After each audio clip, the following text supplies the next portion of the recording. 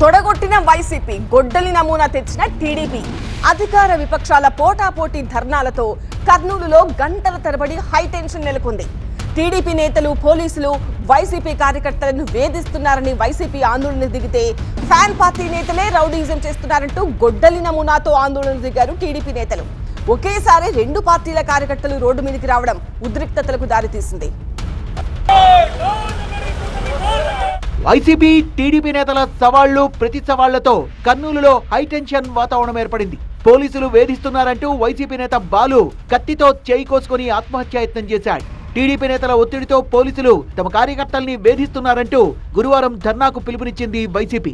YCP నేతలకు పోటీగా TDP కార్యకర్తలు ధర్నాకు దిగారు. తమ కార్యకర్త సునీల్ పై వైసీపీ నేతలు దాడులకు తెగబడ్డారంటూ గొడ్డలి నమూనా ప్రదర్శిస్తూ ఆందోళనకు దిగారు. వైసీపీ నేతలు ఎస్పీ మోహన్ రెడ్డి, సిద్ధార్థ రెడ్డిని అరెస్ట్ చేయాలని డిమాండ్ చేశారు.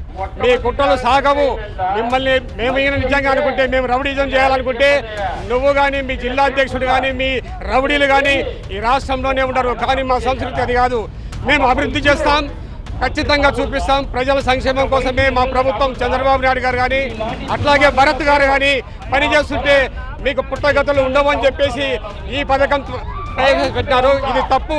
టీడీపీ ధర్నా ముగిసిన కాసేపటికే ధర్నా చౌక్ నుంచి భారీ ర్యాలీతో కలెక్టరేట్ కు వెళ్లారు వైసీపీ నేతలు.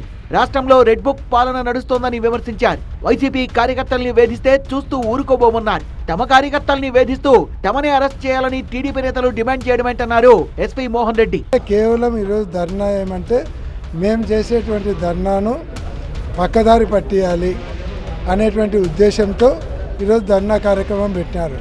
ఏదో మమ్మల్ని అరెస్ట్ చేయాలంటే, నేను సిద్ధార్థ రెడ్డి ఎవరైనా పొడిచినామా, ఇలాంటి ఎవరైనా చంపినామా, ఇలాంటి ఎవరైనా కొట్టినామా, సోమశెట్టి వెంకటేశ్వర్తో ఇలాంటి భరత్తో ఆస్తి గుంజుకున్నామా, మౌర్యాయిని కబ్జా చేసినామా, ఎందుకు అరెస్ట్ చేస్తారు, ఎందుకు కేసు పెడతారు?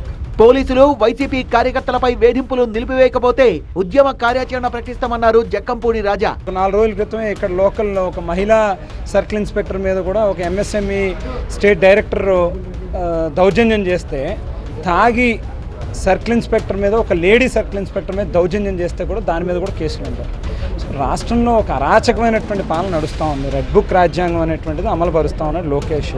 దీని పర్యవసానాలు, దీనికి ఎదుర్కోపోయేటటువంటి పరిస్థితులు అన్నీ గుర్తుపెట్టుకుని చేస్తే బాగుంటుందని చెప్పి హెచ్చరిస్తా ఉన్నాం. అవినీతికి మంత్రి భరత్ కేర్ ఆఫ్ అడ్రస్ గా మారన్నారు బైరెడ్డి సిద్ధార్థ రెడ్డి.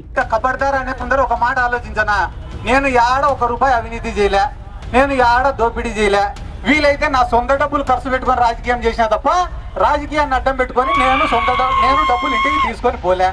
నువ్వు ఏ దేవుడి పైన ప్రమాణం వేసి చెప్తావు చెప్పు? ఒక ప్లాట్లో లెక్కెత్తలే అని. ప్రతి ప్లాట్ ఎవడు వెంచర్ వేసినా నువ్వు లెక్కెత్తాల్సిందే. నువ్వు కూడా నా గురించి మాట్లాడితేటనా? పోనీ టీడీపీ వాళ్ళని ఒక మాట అడగాలనుంది. మీరు అవినీతి పనులు దేవుడి పైన ఒట్టేస్తారా అని అడుగుదామనుంది. వీళ్ళు అబద్ధం చెప్పేదే దేవుడి మీద ఒట్టేసి.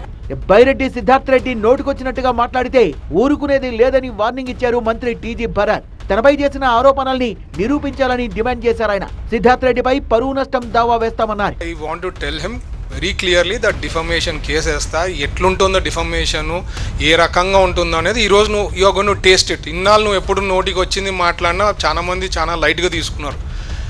బట్ నువ్వు నోటికి వచ్చి మాట్లాడినావు కాబట్టి కర్నూలులో వచ్చి పెట్టుకొని నువ్వు చెప్తుంటే పక్కన నవ్వుతున్నారు అనమాట జనాలు. అంటే నువ్వు జోక్లు వేస్తున్నావు అని కూడా వాళ్ళకి అర్థమైపోయింది, ఒక పెద్ద జోకర్ అని చెప్పి. టీజీ భరత్ కేసుతో ఇప్పటి వరకు వీధి పోరాటాలు చేసిన టీడీపీ, వైసీపీ నేతలు కోర్టులో కొట్లాడనున్నారు.